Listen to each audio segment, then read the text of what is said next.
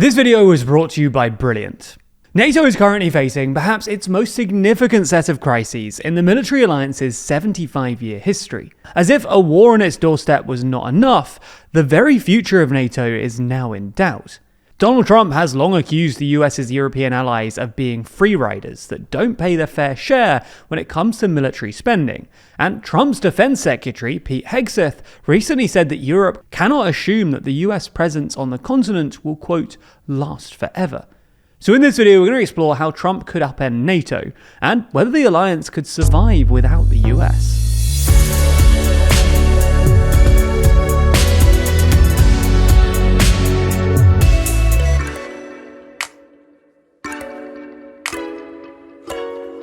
Explore which world leaders are winning and which are losing every week with our podcast, The World Leader Leaderboard. Find it on the TLDR Podcast YouTube channel or in your favourite podcast app.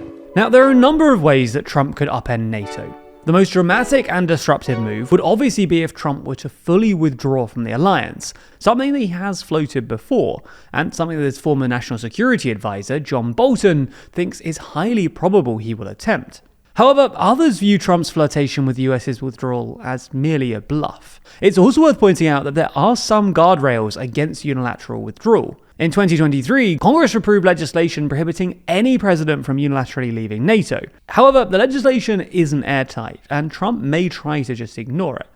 Regardless, Trump wouldn't have to pull out of NATO to significantly shake it up and force it into becoming a primarily European alliance. After all, he could attempt what you might call a soft withdrawal from NATO. In other words, undermining or withdrawing US support for alliance in all but name.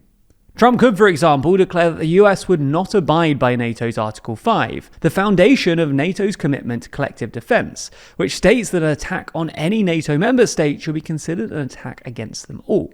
Trump has previously undermined Article 5, claiming last year that he would not protect NATO allies that didn't meet their spending targets from attack, and would encourage Russia to do whatever the hell they want, as well as stating more recently that NATO troops deployed in Ukraine as part of any peacekeeping contingent would not be covered by Article 5.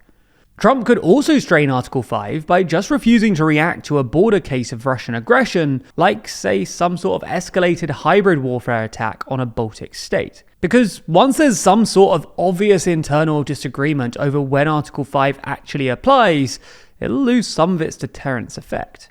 Alternatively, or additionally, Trump may also pursue a soft withdrawal by pulling out tens of thousands of American troops from Europe, something that European officials are reportedly worried will likely happen. Fears of a troop withdrawal are highest on NATO's eastern flank, the Baltic states for example, where the presence of US forces is a key part of the alliance's deterrence against potential Russian expansionism. Trump could, for example, start by withdrawing the 20,000 American troops that Joe Biden sent to Europe after Russia invaded Ukraine. And this alone would amount to a 20% reduction in the total number of US troops on the continent. Ultimately, whatever Trump's exact approach to NATO is, doesn't make a huge difference to the simple fact that the US no longer wants to be the primary security guarantor to Europe, and that it's up to Europe to take charge of its security. So how would a US-free NATO actually fare?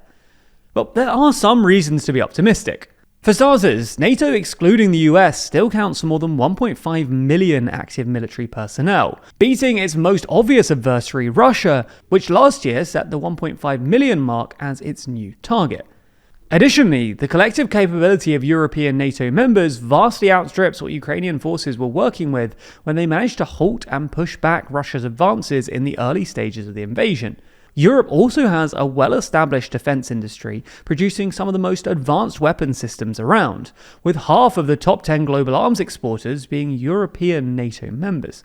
On top of this, spurred on by Trump's first term, and more importantly Russia's invasion of Ukraine, non-US NATO members have begun to ramp up their defense spending. In fact, as of last year, a record 23 of 32 NATO members were meeting or surpassing the 2% target, up from just 3 members a decade prior. The point we're making is that despite some of the more fatalistic prognosis of the total collapse of the continent's security should the US leave the European theatre, Europe actually has a pretty strong base. However, this does mask some of the more significant problems that would need addressing. For starters, while European countries have pledged to increase defence spending, it'll take time before this money actually translates into troops and tanks. The fragmentation of Europe's defence industry, with individual nations naturally wanting to push their own domestic industries, also creates enormous inefficiencies, delays, and high maintenance costs. On top of this, many of Europe's militaries, the UK being a prime example, are struggling to meet their recruitment targets. According to the IISS, since 2015, Europe has hardly increased the number of combat battalions, or in the UK's case, has actually cut 5. This is in stark contrast to the 300,000 new soldiers that the continent would need to recruit to defend itself without US support, according to calculations by Bruegel and the Kiel Institute. The US's withdrawal would also leave other significant gaps, with the most obvious relating to nuclear weapons. If Trump were to pull back the US nuclear umbrella from Europe, NATO would lose what it is called its supreme guarantee of the security of the alliance. Of course, both France and the UK are nuclear-armed states, but only have a fraction of the warheads that Russia or the US have, nor do they have any tactical nuclear weapons. Less dramatic than nuclear weapons, but critical to NATO's ability to act, is the US's role as the alliance strategic enabler. As various analysts have pointed out, the US is NATO's primary provider of airlift capabilities, air-to-air refueling, high-altitude air defense, space assets, and operational intelligence. These are things that are necessary to deter and, if needed, defeat a major power aggressor, according to 3 leading military experts, and are critical to sustaining operations beyond the opening phase of a conflict.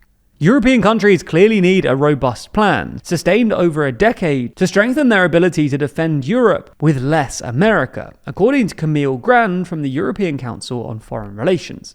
In the short term, Bruegel's analysis suggests that the continent will need to spend an additional €250 billion a year, roughly doubling collective defence spending to around 3.5% of GDP.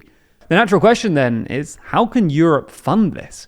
Joint EU borrowing, in the vein of the COVID Recovery Fund, could play an important part in this, and it's something we discussed in a recent video, which we've linked in the description. Defragmenting the European defence landscape could also reduce costs too, and the EU could relax its spending rules to allow national governments to borrow more for defence without risking being in breach of EU rules. However, it still leaves European governments across the continent in a difficult position. Prioritising defence spending by hiking taxes or borrowing more, while at the same time slashing spending in other areas, will, for many people, be unpalatable to say the least. Now, the thing is, often in politics, we need to understand a wide variety of topics to truly grasp what's going on. And fortunately, our sponsor this week, Brilliant, can help us do just that, with thousands of lessons in maths, science, programming, and AI. And not only that, their interactive lessons teach you by doing, instead of just asking you to mindlessly memorize stuff. In turn, this helps to build your critical thinking skills and become a better thinker. For instance, Brilliant's newly updated maths courses help you to establish a strong foundation in algebra. It then helps you to build on this, teaching you how to conquer calculus, all while maintaining an emphasis on problem solving and reasoning. The thing I like most about this, though, is that their mathematical courses help you to develop your mathematical intuition and fluency, skills that you can use in the real world.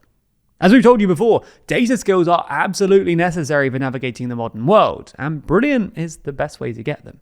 To try everything that Brilliant has to offer for a full 30 days, visit brilliant.org/TLDR or click the link in the description. And by doing so, you'll get 20% off an annual premium subscription.